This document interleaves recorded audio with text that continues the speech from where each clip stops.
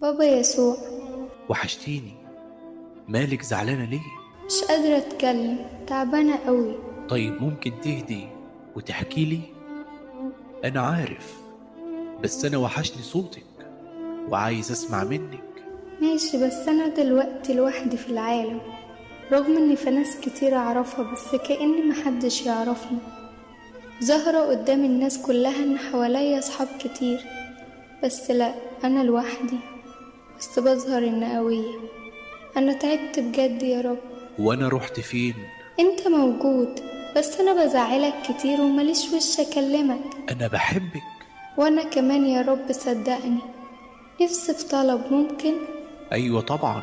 نفسي تكون معايا دايما، تعودنا عن كل الناس دي بوجودك في حياتي.